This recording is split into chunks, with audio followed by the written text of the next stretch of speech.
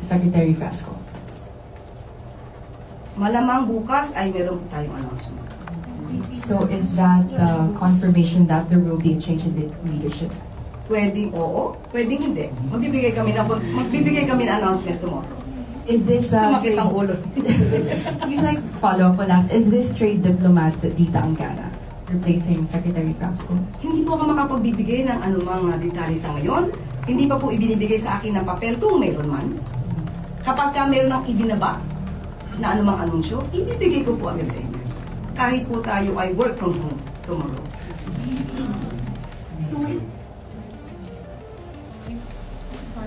Pero Yusek,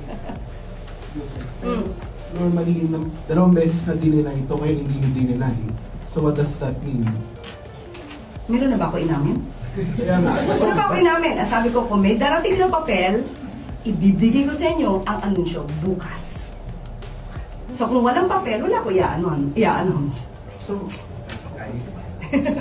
So you said confirm lang po namin, does Secretary Frasco still enjoy the trust and confidence of the President?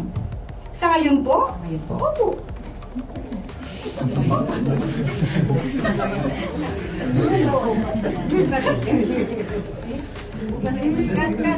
Yes. Ma'am, before, clarifying. By the way, Yes, ma'am, go ahead. how was your trip? The Hague? Yes. It was very professional. Anyway, Undersecretary, basing from Alexis's question, before when we asked you about yung potential cabinet changes, you would immediately respond saying that he or she enjoys the confidence and trust of the President. Now there seems to be a shift in terms of the directness of the answer. Oh, really? Yes, there is. What prompts that indirect answer right now? Why is there a change in terms of the tone and the, as mentioned, directness of your answer? Why is there a seeming hesitance on your part? No, there's none.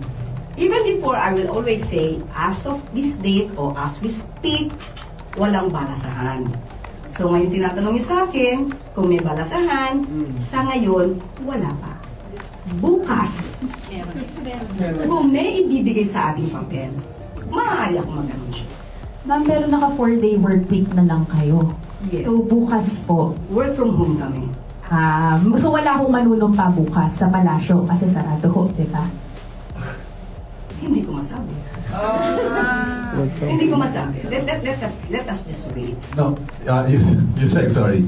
Without naming names, can we at least confirm that the tourism portfolio will be led by another person tomorrow? Wala pa nga po ako masabi.